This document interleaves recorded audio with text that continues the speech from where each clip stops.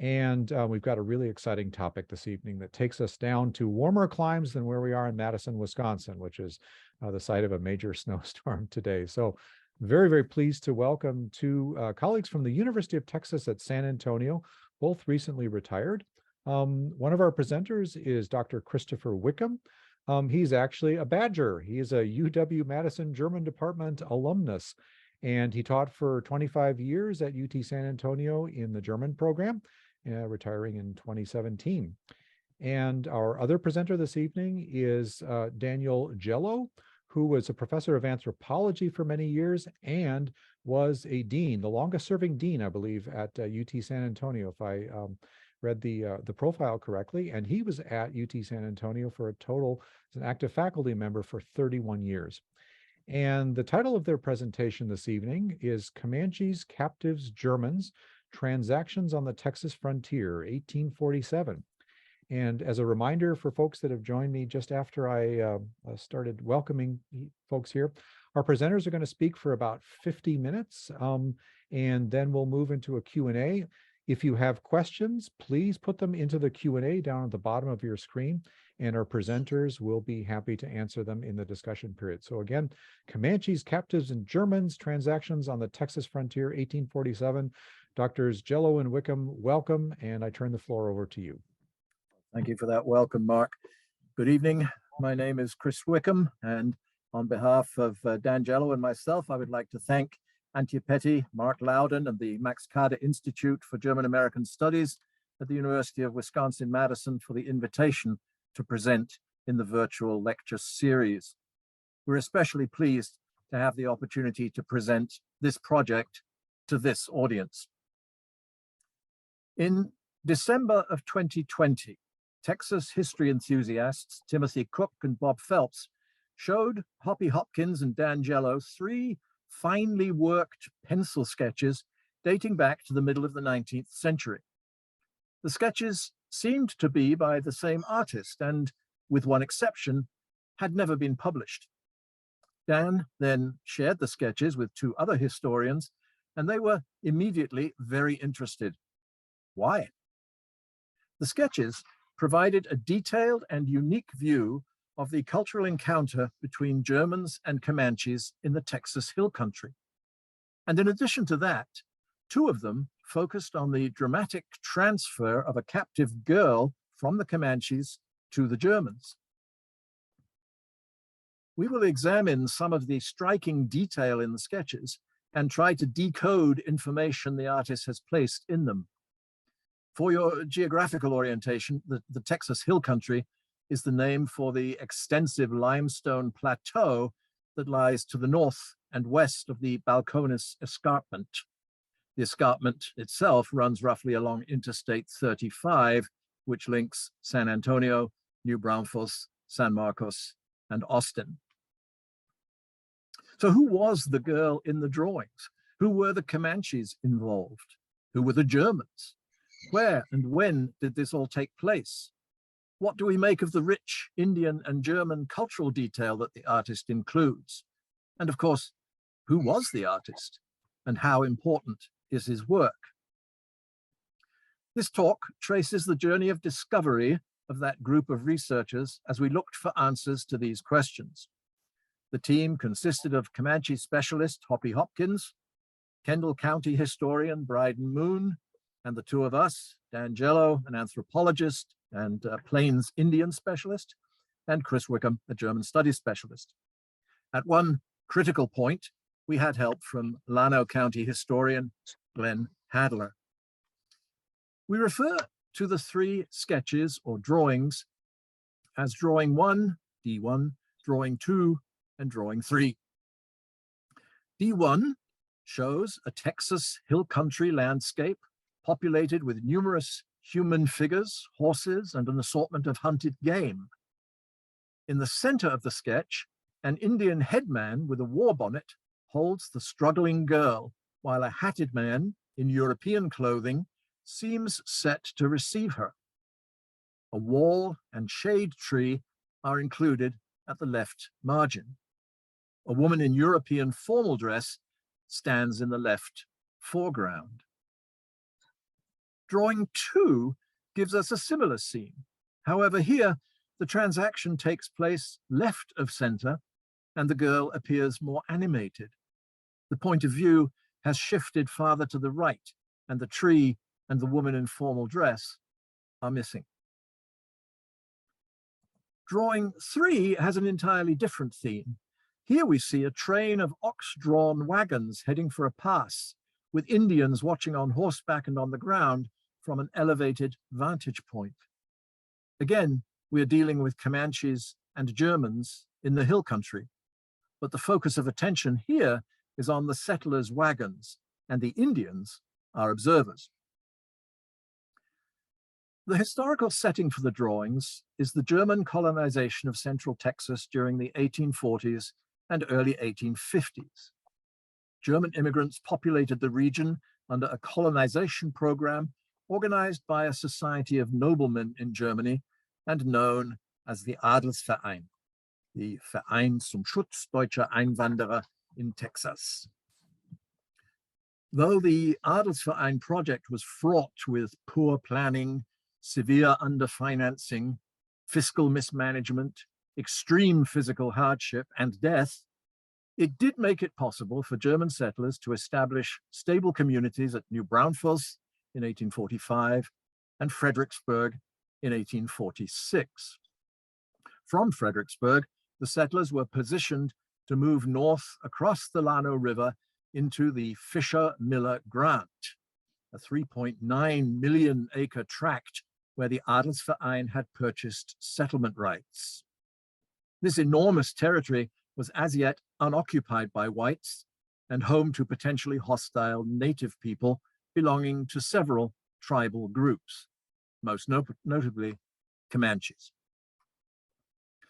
Essential for the success of the settlers seeking to occupy the Fisher-Miller Grant was a peace accord with the local Comanche bands belonging to the Southern or Penataka Division. This treaty was pursued and consummated by the second Adelsverein Commissioner General, John O. Moisebach. The nomadic Penataka bands favored the region between the Llano and the Colorado rivers for its game, pecans, and winter horse pasturage, and they maintained regular campsites there. Moisebach and party explored the area in February and March of 1847 and met with Comanche headmen Katumsi, Buffalo Hump, Old Owl, and Santa Ana. They negotiated a pact ratified 2 months later in Fredericksburg. In dealing with the Comanches, the Germans were more tolerant than Anglo settlers of the time, addressing the Indians as equals, inviting them to visit the German settlements regularly, and even acknowledging the eventual possibility of language sharing and ethnic intermarriage. Among the immigrants was a distinct group formed in Germany by young university men planning to establish their own utopian colony of freethinkers. Originating in and around the Hessian city of Darmstadt, they migrated to Texas together in the summer of 1847 under the leadership of Dr. Ferdinand Heff and Hermann Spieß, and they became known as the Darmstadt 40. After a staging period in New Braunfels, the 40 migrated in fall of 1847 by ox wagon train across the Llano River and selected a site on the north side of the river, a mile or so downstream from present-day Castell. They named their commune Bettina in honor of the Italo-German writer, artist, and activist Bettina von Arnim. The 40 raised 200 bushels of corn their first season, but conflict arose over work responsibilities, and the Bettina community fell apart within a year. Members of the Darmstadt 40 returned to Germany or dispersed into other frontier communities.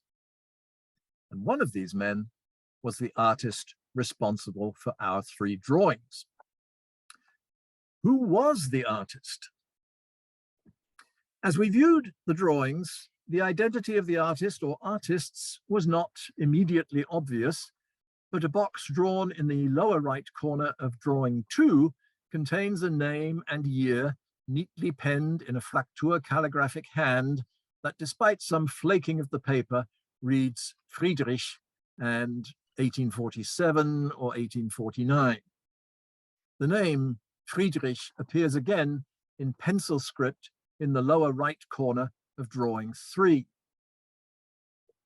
We searched public listings of the early German settlers around Fredericksburg, Texas, and only once did the name Friedrich appear, and the identity of Wilhelm Friedrich was disclosed. Family law passed down to the owners of D2 confirmed Wilhelm Friedrich as the author of that work.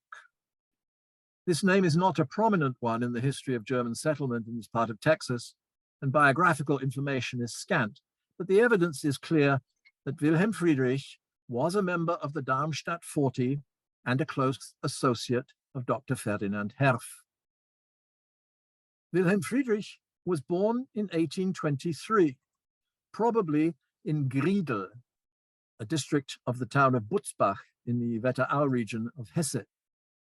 The town lies about 45 miles north of Darmstadt. And as you see here on this map, Darmstadt in the bottom right-hand corner, Butzbach in the top right. You also see Mainz underscored there. The Adelsverein was often also referred to as the Mainzer Verein, as that was where those noblemen convened.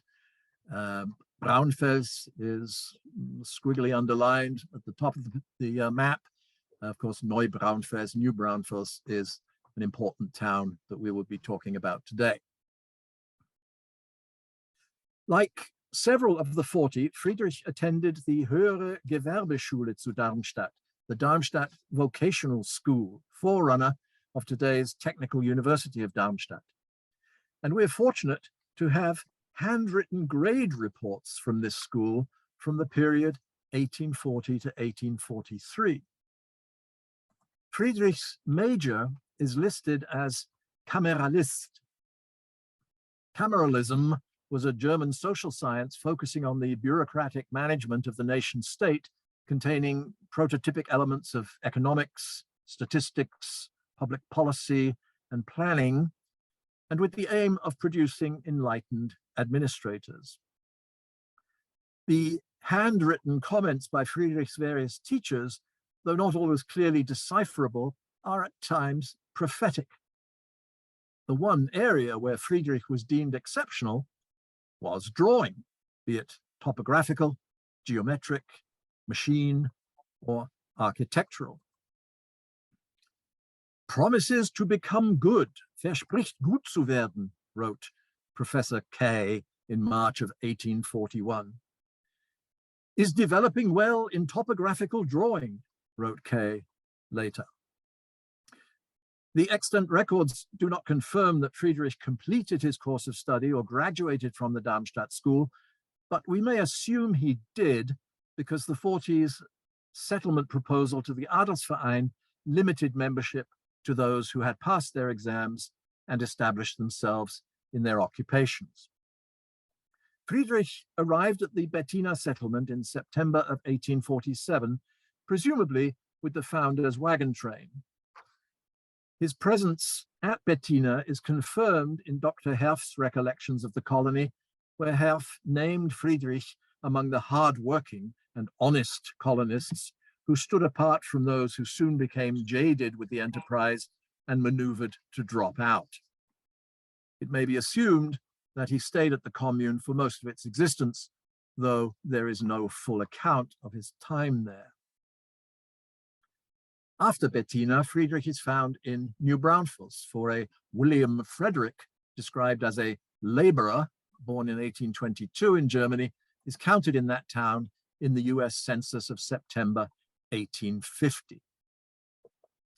On May 15th of that same year, Friedrich bought 400 acres west of today's downtown Burney on present-day Johns Road between Main Street and Interstate Highway 10.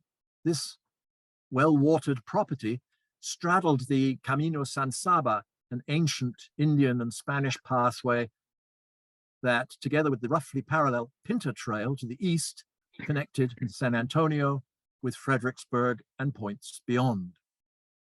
Here, Friedrich would be joined by a small group of former Darmstadt 40 members and other Germans who with him built a compound for a new utopian settlement that predated the establishment of the town of Burney.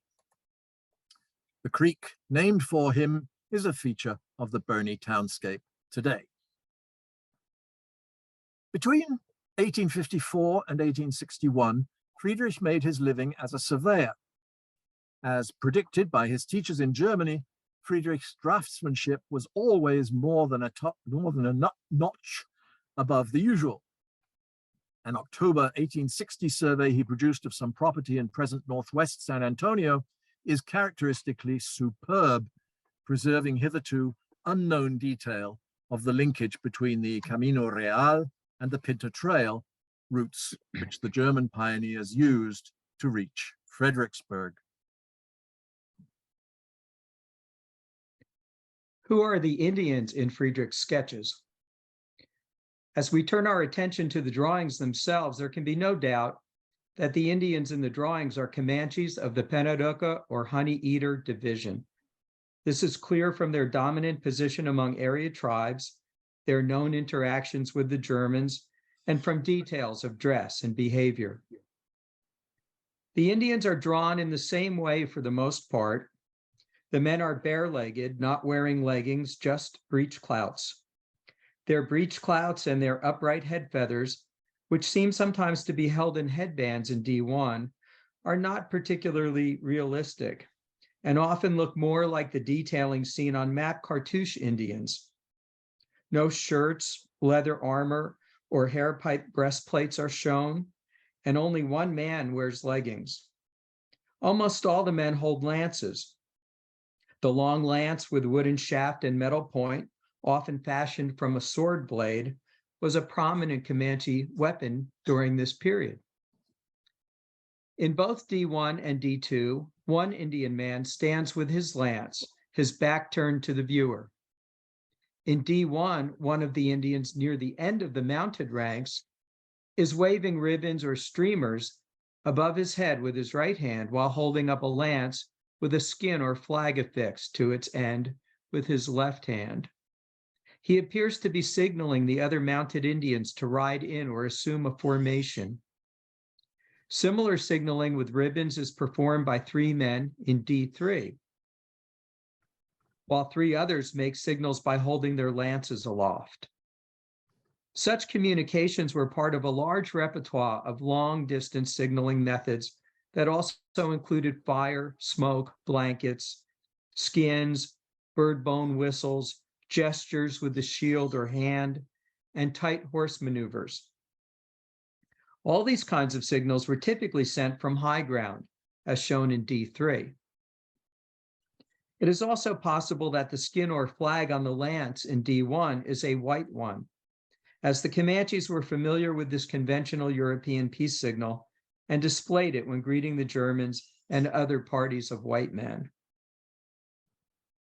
One or more of the human figures at the extreme right near middle of D1, those not holding lances, appear from their shape and status as casual spectators to be females. By extension, 1 or 2 of the figures in a similar position in D2 could also be women. There is nothing, however, about the clothing of these figures that distinguishes them as female. Comanche women of the period wore dresses. The most prominent of these is the figure lounging like an odalisque in D1, whose pose appears feminine if only because of Western artistic convention. And we are reminded of many other examples of this colonialist trope in art of the period.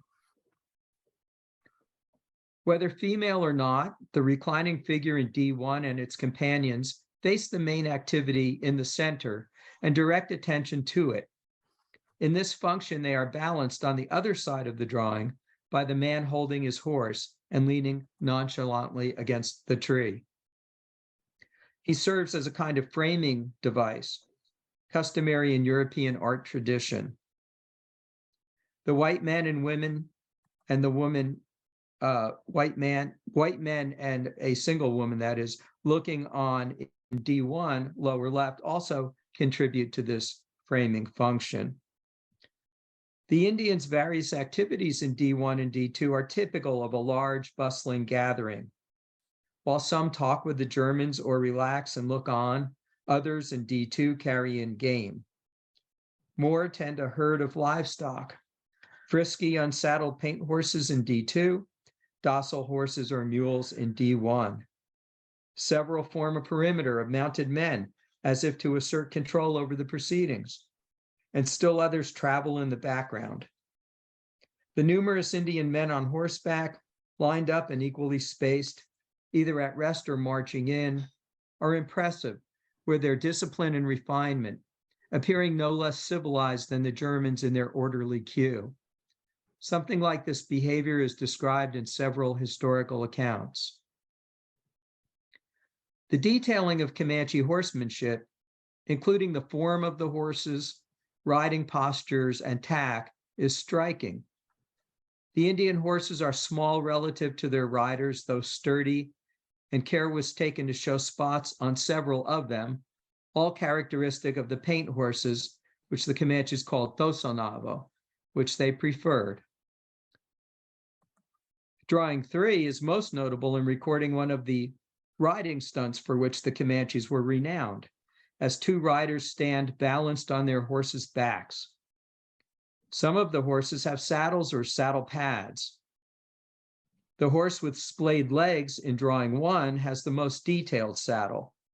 Skillful penciling shows girths at both front and rear positions, but no fenders or stirrups, and a small, simple seat with high cantle and pommel, indicating a saddle of Mexican, Spanish design, or Indian made on the Mexican model. The other Indian saddles match this style. On many of the horses, Friedrich took special care to draw a long rope trailing from the jaw. This was obviously an important detail to him. This is a characteristic piece of Plains Indian tack known as a war rein or war bridle, and Friedrich was astute in including it. The war rein was a single rawhide or buffalo hair rope tied around the bars of the horse's lower jaw, forming what is known as a jaw loop bridle. Held by the rider alongside the horse's neck, the rope was used as a rein to control the animal's movements, but while galloping, it could be dropped and allowed to drag so that the rider would have something to grab if he became dismounted. The knowledgeable frontier artist George Catlin drew a similar Comanche system in his sketch entitled Comanche Meeting the Dragoons. Friedrich shows another Comanche tack variation in D3, where the man wearing a war bonnet and his companion peering over the ridge appear to handle split reins attached to a noseband called a hackamore or bosal. Except for Catlin, Friedrich is alone among artists of the antebellum period in devoting so much attention to Comanche horses. Beyond the technical detail, he captures Comanche symbiosis with the animal and hints at the affection that individuals felt for their horses. None of the livestock appears to belong to the Germans, with the important exception of the oxen and other wagon train animals in drawing 3.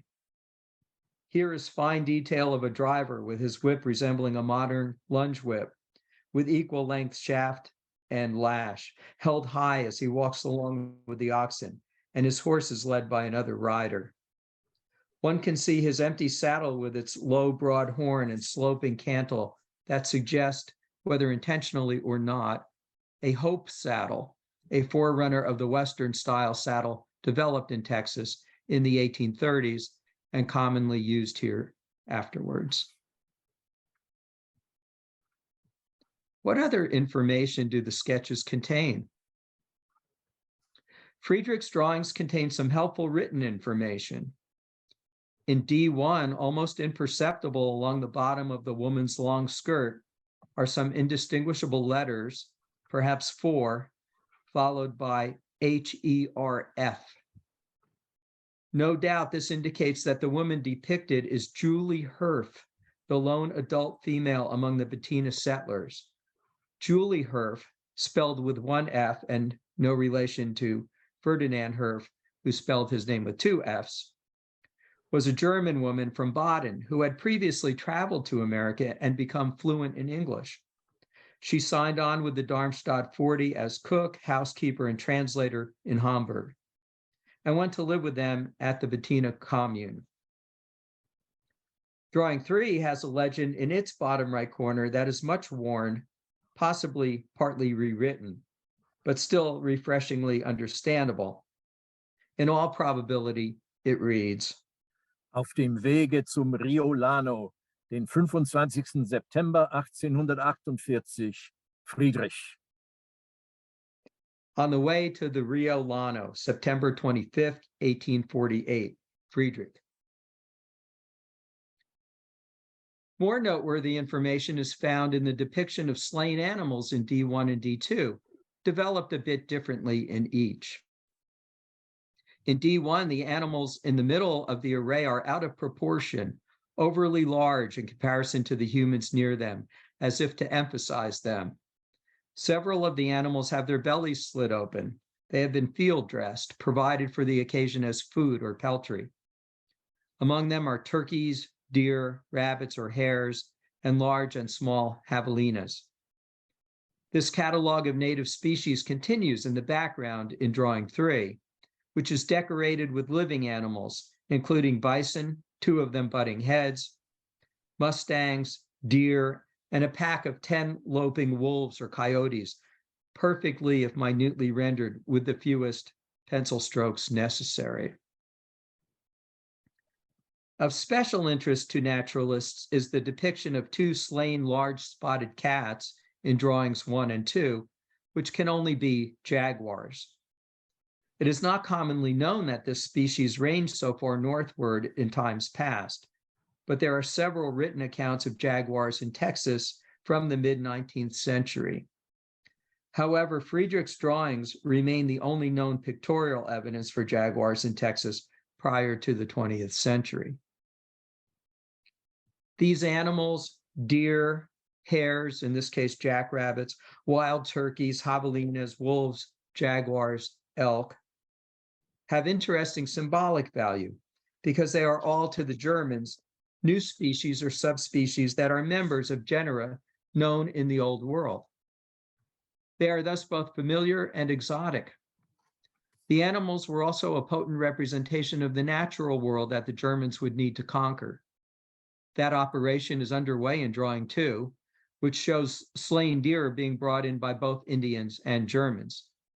The immediate intention here, though, is not to tame the wilderness, but to mount a feast of goodwill. And with more time, you could examine the scenes in the background, which show the movement of horses dragging A-frame travois, led by women with the children wandering alongside, perfect rendition of Comanche camp movement. And there are many other details of exquisite refinement when one examines the background carefully.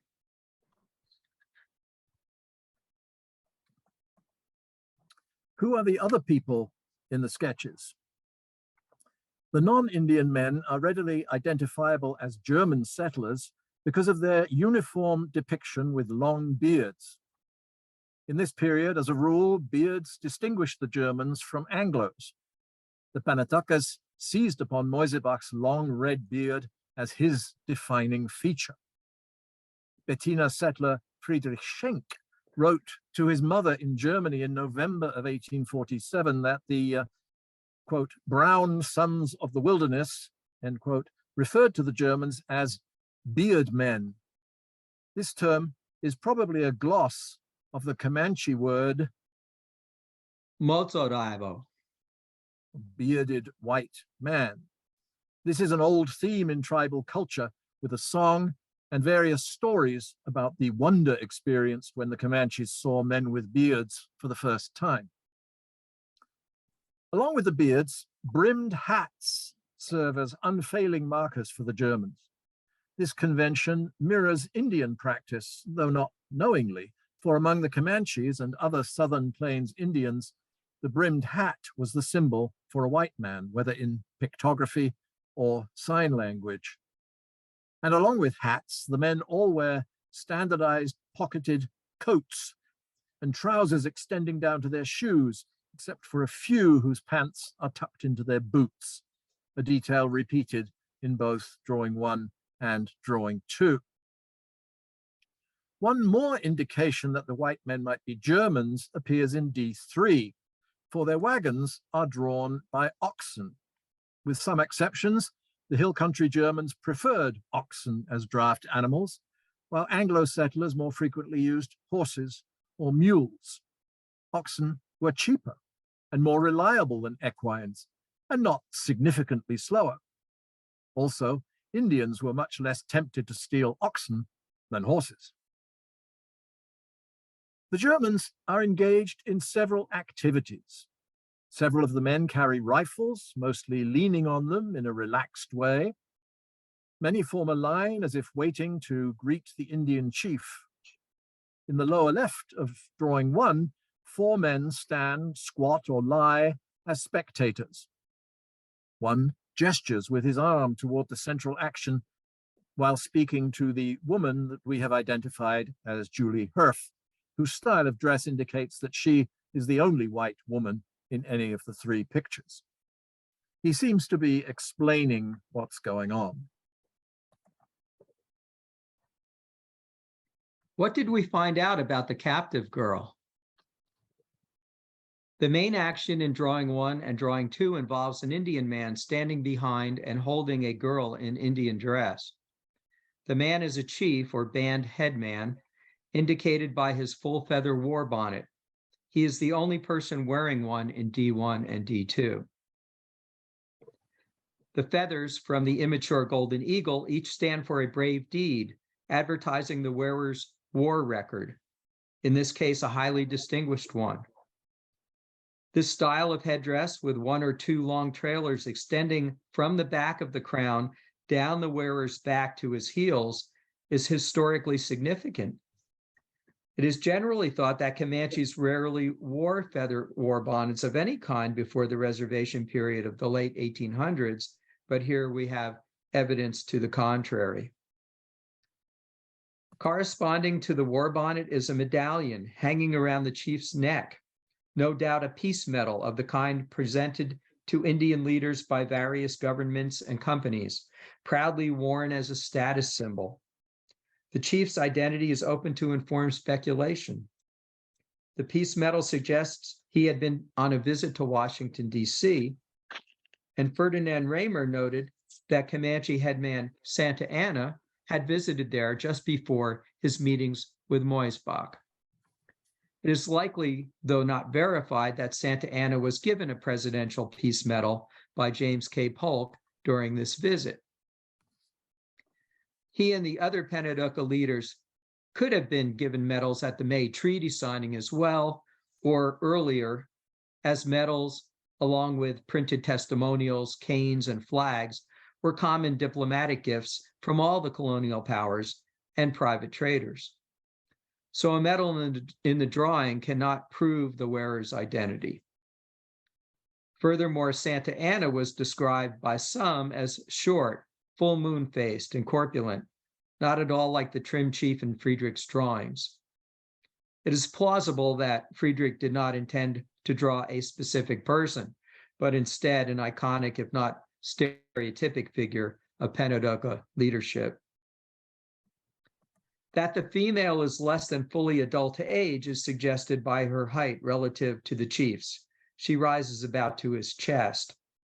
She wears a dress with a full-length skirt drawn with cross-hatching that seems to represent some decoration or texture. Her clothing appears to be an Indian dress. The chief is in the posture of presenting the girl to the white men standing before them. The first impression might be that the girl is Indian and is reluctant to become a present to the visitors. The corollary assumption might be that if she were a captive, she would be eager to escape from the Comanches and join the whites. The literature, however, contains many examples of captives who resisted rejoining white society once they had become assimilated as Indians. And when the Comanches were driven to reservations, many captives chose to continue living among them. It is likely that the girl in D2 is struggling to stay with the Indians, not leave them. Friedrich's drawing appears to show her rearing back from the white men, not straining towards them. The main action in D1 and D2 corresponds to documented events, but the historical records provide at least two different captive exchanges as possible inspirations. The first of these to consider is an incident that took place during the Moisebach-Comanche Treaty Council in 1847.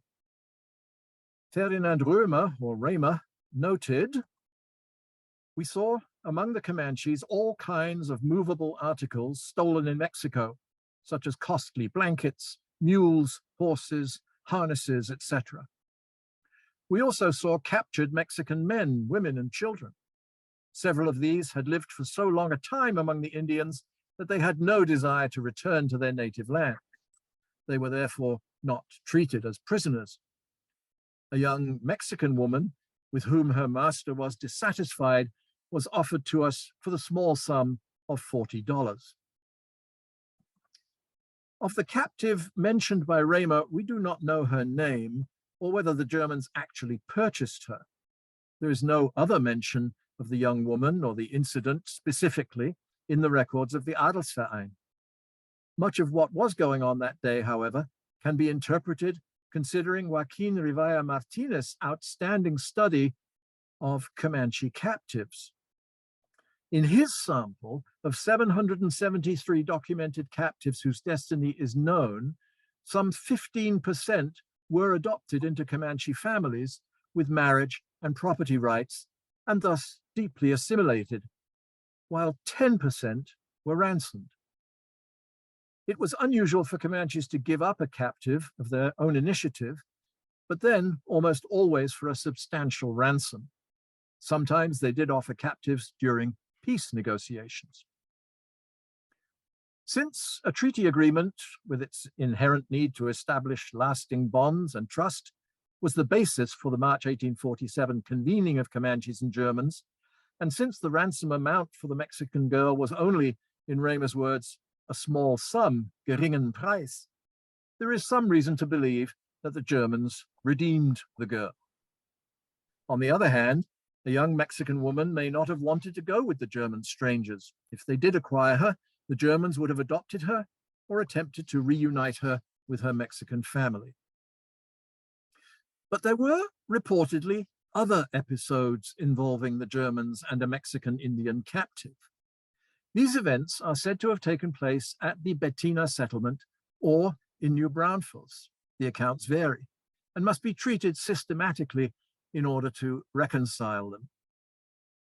The most frequently repeated story has its origins in the Heff family oral history. The story goes that within a few weeks after the Bettina colony was started, Dr. Ferdinand Heff had become known to the Comanches as a healer, and they brought him a man with advanced cataracts. Heff had the proper instruments to perform an extraction and took on the procedure with some ingenious measures to put the patient under and ensure the necessary lighting and cleanliness. The operation proved a complete success. As he was leaving, the overjoyed patient promised to bring Heff a wife. The Germans did not take this remark seriously, but about 3 months later, according to this version, the Comanche man reappeared and left a captive, teenaged American girl. The girl was taken in by Julie Heff and, quote, years later made a happy marriage with Hermann Spieß, end of quote, one of the organizers of the Darmstadt 40. Quite separate from the Heff family oral tradition and hardly known, Dr. Heff had also published his own reference to the surgery episode in a German newspaper. The Allgemeine Auswanderungszeitung, already in October 1848, printed his story. His newspaper articles describes the time when the Darmstadt 40 were waiting in New Braunfels to depart for the Bettina location on the Llano River. It was then that the 40 first met Comanches. This was the group led by headman Santa Anna that was in New Braunfels to receive presents promised in the Moisebach-Comanche treaty negotiations. Heff's article gives personal names for several of the Comanches he met, which, except for Santa Anna, are otherwise unrecorded. Among these is Kevamoy, the group's medicine man. Heff then relates the doctor of the tribe, who, to begin with, just like the old colleagues in Europe, seemed to resent how young I was, sought help from me for his cataracts. With an imposing gesture, I predicted blindness in 6 months, but told him that I would then give him back the light of his eyes, which seemed to comfort him.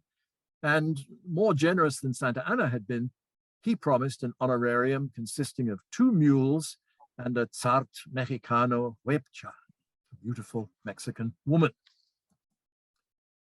This passage is interesting because it establishes that the surgery was arranged in New Braunfels, not at Bettina, as implied in the Heff family version of the story. Also, the patient is identified by name. It is further implied that the patient's offer of remuneration was first made at this time in New Braunfels and not after the operation was completed. The payment here includes livestock as well as a captive for a wife. And Heff's Comanche is quite accurate. Jat, Mexicano, whatever. A good, fine, pretty Mexican woman. At the same time, Heff's newspaper account does not confirm that the surgery was actually performed at Bettina or anywhere else, nor does it reveal whether the Germans acquired a captive as a result of the transaction, or if the captive was named Lena. There is, however, an alternative story about the origin of Lena, or Lena Shps. We find versions of it in a 1968 New Braunfels newspaper article about a visit to the town by Spieß's grandson, Walter Spieß, and in an unsigned biography of Lena Shps entitled The Exile. Both these sources are in the personal papers of Hermann Spieß. They speak of a Mexican girl captured by Comanches who was redeemed by German settlers, raised in a convent and by members of the German community near New Braunfels, and eventually married Hermann Spieß. These 2 accounts of Lena Spieß's origins from the Spieß papers conform in some interesting ways to the recollections of botanist and newspaper editor Ferdinand Lindheimer, penned between 1876 and 1879. Lindheimer writes that the Darmstadt colony, that is Bettina, received a very young Mexican girl from the Indians, quote, for a hand vice and some files. She was placed in the care of Lindheimer's wife and later married Hermann Spieß. Careful analysis of Lindheimer's travels in Texas, collecting plant specimens and comparison of this itinerary with other information, show that this meeting probably took place at Bettina in the late summer of 1848, shortly before the Bettina settlement was abandoned. When arrayed together and weighed in terms of their immediacy, these disparate accounts are not incompatible. They establish probable circumstances that can be summarized as follows. The Germans had other interactions with Comanches concerning captives, in addition to the captive presentation at the Moisebach Treaty Council recorded by Rehmer. Santa Anna was involved in all of these additional episodes. One of these interactions involved Dr. Ferdinand Heff. Heff made the arrangements for his celebrated cataract surgery, with curious payment tendered, while still in New Braunfels. In all likelihood, he performed the operation some weeks later at Bettina. He may have received a captive as payment for his medical services. If he did, her delivery could have coincided with the November 1847 Comanche visit to Bettina, although her delivery has been described as a casual, individual gesture by the grateful patient, and not part of a large event. Nevertheless, it is not independently substantiated in primary written sources that this transfer actually took place, even though eyewitnesses who documented the event were in a position to do so. The story of Heff's interaction with Kevamoy appears to have been conflated with the story of Lena Shps. Lena was purchased, not received as payment or a gift. She was ransomed by Hermann Spieß and Ferdinand Lindheimer in some joint effort, perhaps including other Germans too. Unlike the putative Heff transaction, this one took place during the final days of the colony and clearly involved a group of Indian visitors. As the Bettina colony dissolved, Lena was taken to New Braunfels and raised for the next 3 years in a series of foster situations involving several of the notable citizens of the German community there. Her death notice indicates that she married Spieß in 1851 at about age 15. It's tempting to wonder if the Mexican girl in the Heff or Spieß and Lindheimer accounts was the same one offered several months earlier at the Moisebach Treaty Council, mentioned by Ferdinand Lindheimer. There's no documentary evidence to this effect. In any case, it is significant that while several photos exist of redeemed Comanche captives, Friedrich's drawings are the only known period images of a Comanche captive made while the person was in captivity. Our book on Friedrich's drawings discusses specific hill country sites as possible locations for Friedrich's drawings. But there is another possibility we must entertain, namely that Friedrich's drawing 1 and drawing 2 are not exact depictions of a single place or event, but rather creative composites with commemorative intention. They could be hybrids of the Moisebach Treaty and Bettina locations and events, or others, all with a healthy measure of artistic license. According to this interpretation, Friedrich's purpose was not photographic, but didactic and memorial. In their contrived, but not deceptive quality, the 3 drawings might be called artistic historical fiction. Friedrich developed a novel approach to representing the pioneer experience by focusing on cultural interaction, turning it into the Indian pioneer experience. This move is most evident in drawing 3, which privileges the Indian viewpoint on the very arrival of the German settlers. Even considering that some of Friedrich's immediate audience members were cultivated, he was forcing his original viewers, and continues to force us, to adopt an unexpected perspective.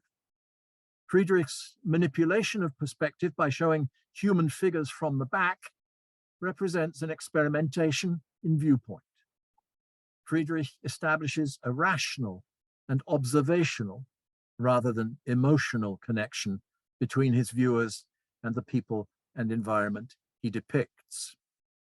These artistic achievements are very much in keeping with Friedrich's technical training and with the German colonists' commitment to objectivity and human rights. What became of our artist and what is his legacy? On February 18th of 1860, William Friedrich married Alice Andre, a woman of English birth at St. Mary's Catholic Church in San Antonio. They went on to have 2 daughters, Charlotte Matilda and Alice Louise, and we were able to trace their descendants to the present day. In 1861, with Civil War approaching, Friedrich had the idea of setting up a gunpowder factory in San Antonio to supply the Confederacy. His new concern prospered for a while, but declined as competing powder factories grew up around the South during the war, and then the conflict wound down. Now under serious financial strain, he moved in with the Heff family temporarily. Friedrich continued to run the plant after the war ended. But about December 20th, 1868, Friedrich's factory was the scene of a massive explosion. All 13 of his workers were killed instantly, and Friedrich suffered horrific burns over 80% of his body. He lay in agony for 3 days under the constant care of an anguished Dr. Heff before passing on December 23rd. The Heffs saw to it that their dear friend was buried next to their son Baldwin, who had died tragically as a toddler. Ferdinand Heff and his wife would eventually rest there too. Their gravestones can be found in San Antonio City Cemetery, number 1.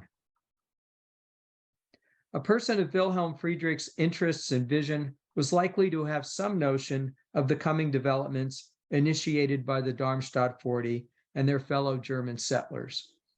He lived to see the towns they founded or populated in and near the Fisher-Miller Grant: Fredericksburg, Castell, Burney, Comfort, Mason, Llano, become viable and at times prosperous communities. And by the early 1850s, Friedrich would have realized that however marvelous it was, the Moisbach-Comanche Peace Treaty would not protect the Pennaducas from the onslaught of settlement. Friedrich probably would not, however, have predicted that a few of his own sketches, meant to exercise his love of drawing and entertain and inform some friends, would expand knowledge of Comanche ethnology and the German Indian experience, and secure his legacy as a significant figure in documenting the history of Central Texas frontier settlement. That concludes the formal part of our presentation, except to say that the full story of our work has been published as a book by State House Press. Again, we'd like to acknowledge the contributions of our co-authors, Hoppy Hopkins and Bryden Moon, to this project. The book includes original cover art by Native American painter Brandon Bailey that uses motifs taken from Friedrich's drawings. And thanks again to Anja and Mark for their hosting us today. Thank you for your attention. Boy, thank you, Dan and Chris, for a wonderful presentation. And we're going to open things up for questions now. And I invite folks that have questions to go ahead and put your questions into the Q&A function down the lower part of your screen. And I'm going to start off with a question here from Will Briscoe. And he asks, is there anyone among the researchers, Numunu, so members of the Comanche tribe? And I guess a sort of an auxiliary question would be, that I would have would be, to what extent is the Comanche tribe today interested in connecting with the research that you guys have done here? I'll let Dan take that one. Thank you, Chris. Well, none of the 4 of us are Numina. Hoppy and myself have spent a lot of time with Comanche families over the past 35 or 40 years, but we are not ourselves Comanche people. The Comanches today consist of about 14,000 registered tribe members located in Southwest Oklahoma and all parts of the country. About half of that population lives in the former reservation area near Lawton, Oklahoma.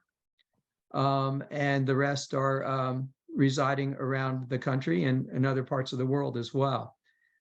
In one sense, in terms of membership, the tribe is still quite vital and maintains a number of its traditions, religious and music and dance, oral history. The language is struggling, but the tribe has undertaken measures to formally teach the next generation. So there's hope that the language will continue to be spoken by Comanche descendants. Is there any kind of oral history or maybe potentially even written history on the Comanche side that may sort of illuminate what you found through your research? We have not come across anything specifically in Comanche oral history that talks about this captivity.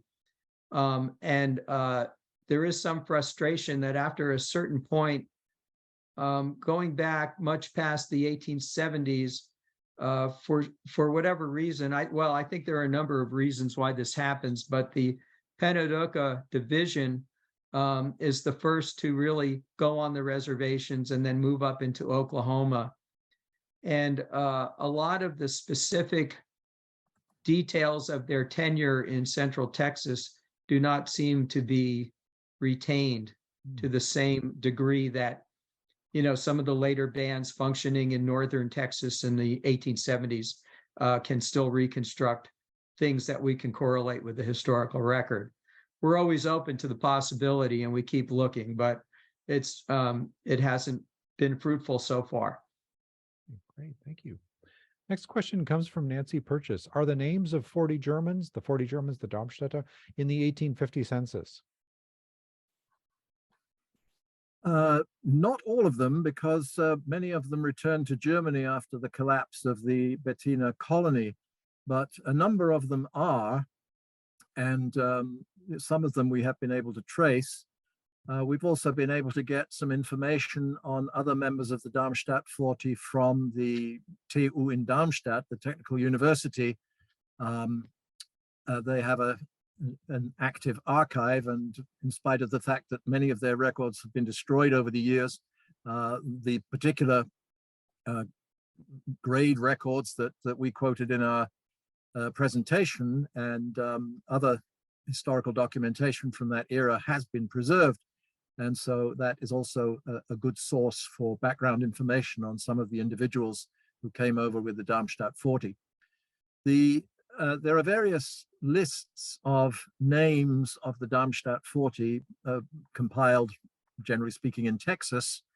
There's not total agreement from one list to another, and there aren't exactly 40 people, but there is a lot of overlap, and we are able to put together quite a lot of information about different individuals and what happened to them.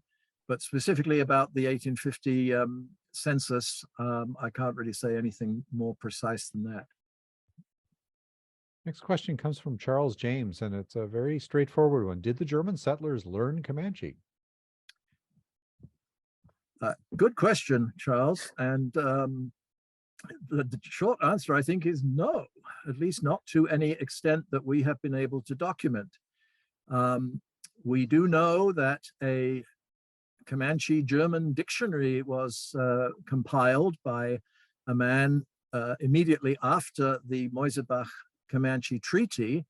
The man went as a hostage or guarantor of good faith to live with the Comanche band, with Santa Anna's band, and compiled a dictionary of over 600 words and phrases from Comanche to German. And we, in fact, Dan and I have published on that in an earlier book publication with Texas A&M University Press. But there's no evidence that that dictionary was ever published for use by the German settler community. And I would be very interested if anybody finds out any information or locates documentation indicating that Germans did learn Comanche to any extent. I would certainly like to know about that. Interesting. Our next question comes from Philip Otterness, and he asks, can you tell us more about the relationship between the Comanches and the Germans during the 1840s and 1850s? And how did it differ from, say, from official US or Texas policy toward the Comanches? Dan, you want to take that? Thanks, Chris. Well, as Chris mentioned, the Germans approached their situation from a more enlightened viewpoint than some of the other settlers. And the treaty was sort of predicated on the idea that it was an agreement between equals, and that at some point both groups might acculturate to the other. Moisebach even made remarks about that possibility during the treaty negotiations.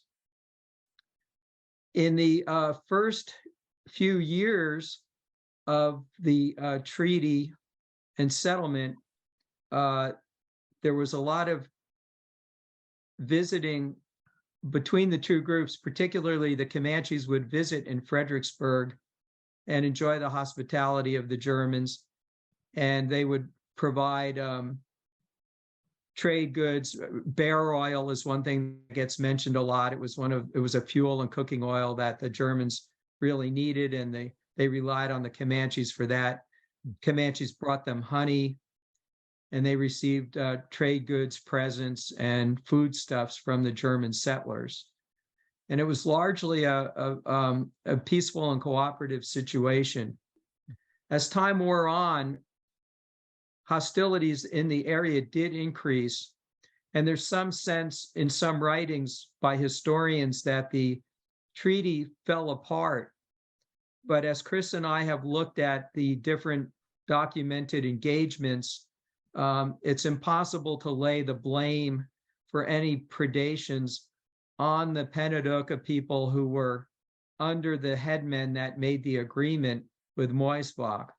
There were certainly other Comanches coming down from the north, and there were several other tribes in the area, the Lipan Apaches, Tonkawas, Wacos, and others who had no compunction against attacking the settlers, at least not one informed by a treaty agreement like that the Germans had established. So the relationship is remembered today by both groups as an enduring relationship. In fact, just last year, we celebrated the 175th anniversary of the founding of Fredericksburg and the signing of the peace agreement. And a delegation of Comanche people came down and spent the weekend in Fredericksburg to commemorate that agreement. Fascinating. So Pat Miller asks, the conference room of the Comanche complex near Elgin had a copy of the treaty with the Germans and a picture. They value the relationship. It's a comment there. Absolutely. And the treaty was put on display at the 175th celebration. And it's rare to have it on public display. The original copy is in the State Archives in Austin. So that was considered a great event, both by the Fredericksburg German community and the Comanche people. So Roland Geiger asks, are there works about Moisebach and Heff? I do research on a lawyer named C.N., I'm not sure it'll be Riotta or Riot, and find Moisebach and Heff mentioned in letters written by Riot or Riotta and Olmsted. Well, Olmsted certainly passed through the area and wrote about it in his publications.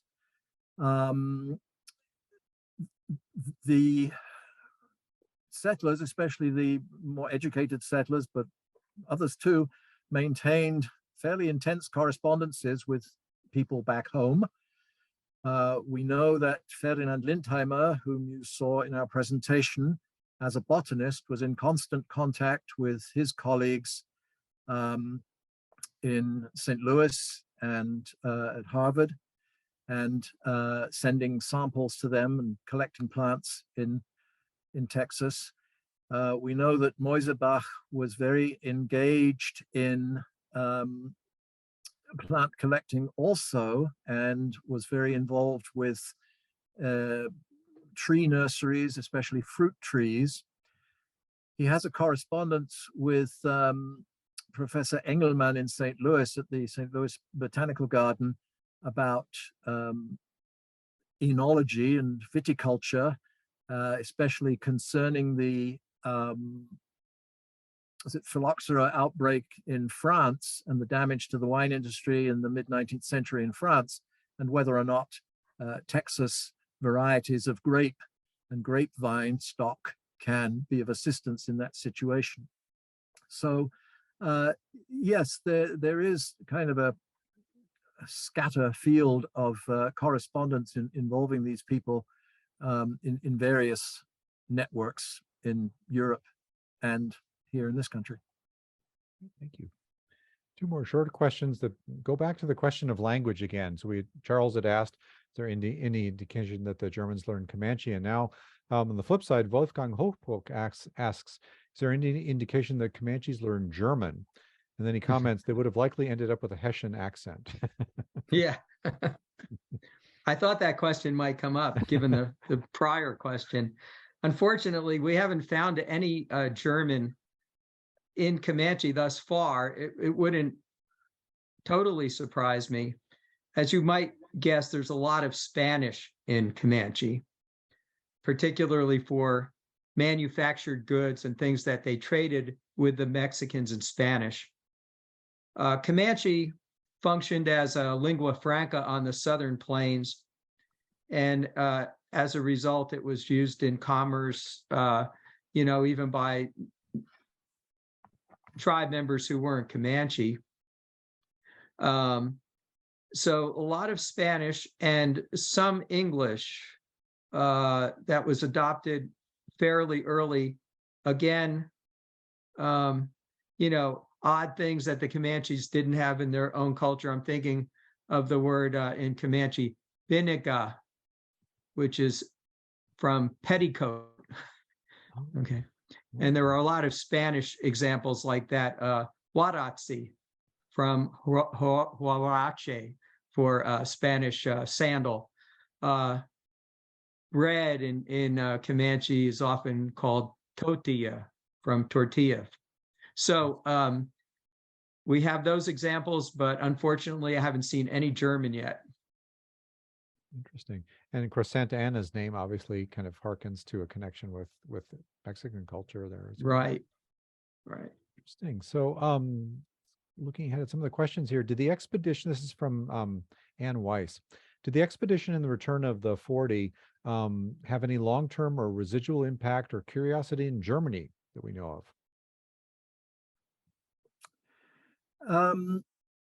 Let me see. I don't think so. I don't have any information anyway about what happened to any members of the 40 who returned to Germany and the fate that they encountered there.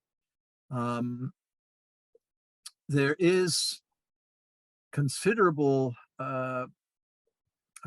sort of blowback to Germany in the person of Friedrich Arment Struberg. Struberg had been the manager of Fredericksburg in its first year or so, and then fell out with the Adelsverein Commissioner General and was sacked and got involved in a dispute over some other Adelsverein land, and eventually did return to Germany and wrote lots of novels which sold quite well. This is pre-Karl May, and they drew quite heavily on his experiences in Texas, and much of it has a strong ring of authenticity in his descriptions of not only the landscape, but also the Native Americans who appear as well.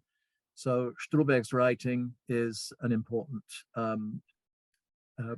return on the investment, if you like. He wasn't a member of the Darmstadt 40, but he was a member of the Adelsverein project. I was intrigued by your mention of the fact that you actually traced descendants of Friedrich to the modern day. Can you say a little bit about that and whether there's any sort of awareness of the importance of their ancestor in Texas history? Dan? Yeah.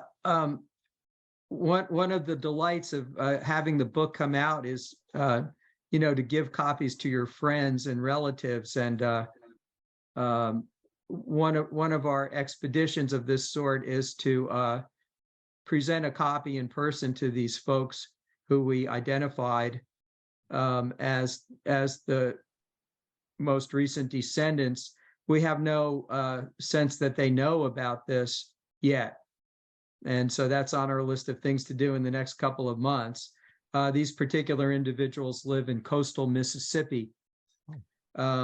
Friedrich's wife remarried after he died and married a man, and they who was had connections in New Orleans. So the wife and daughter settled in New Orleans, and the family continued in that part of the country. And another sort of present day sort of follow-up question, are there any archaeological traces of the Patina settlement? That is an interesting question, because you saw a couple of pictures of the group of authors and other collaborators scouting for sites. We did visit the Patina location under the guidance of Glenn Hadler, and in fact did find some signs of habitation there. Not very much, but our co-author Hoppy Hopkins unearthed a piece of rock that had clearly been worked as a cornerstone for perhaps for a building. So there are slight traces, but really not very much at all. Fascinating. And we have time for about one more question here, and from Nancy. And I'm going to sort of piggyback a little bit on this too. She asks, so what religion were these Germans? And then I'd sort of follow up, were these Darmstadt 40 maybe also free thinkers? Were there free thinkers in the mix here? Or was there any kind of religious aspect to the profile there at all? These people were not leaving Germany because of religious persecution. They were, for the most part, free thinkers, and the utopian nature of the colony at Bettina, and then the subsequent colony that eventually became Berney, were essentially communistic, communal, in the sense that there were to be leaders, but not any sort of rigid hierarchical structure. It's odd in a way to think that the Adelsverein, this group of noblemen, took the Darmstadt 40 under their wing and assisted them and made them promises in order to bring them over, because they were very much revolutionary, sort of Republican, democratically minded people who were thinking outside of the aristocratic system. Many of them associated with Turnverein movement, and many of them recruited from the Darmstadt Technical University, the predecessor. And those were people aligned with Burschenschaften to some extent. So the religious content of the documentation that we find associated with the Darmstadt 40 is negligible. We're kind of wrapping up things up, but I'm excited to see that Hoppy Hopkins has joined us on the call, or the Zoom webinar this evening. Maybe we've got just like a minute or so. If you wanted to maybe show us one or two of the show and tell things that you have, we'd love to see them. Oh, there was much discussion about the equine tack, the horse tack. I don't know how many equestrians are in the audience, but the war bridle with a loop on one end, also known as a hondo, can be turned into a halter by just pulling a loop through the loop, or it can just be the rope.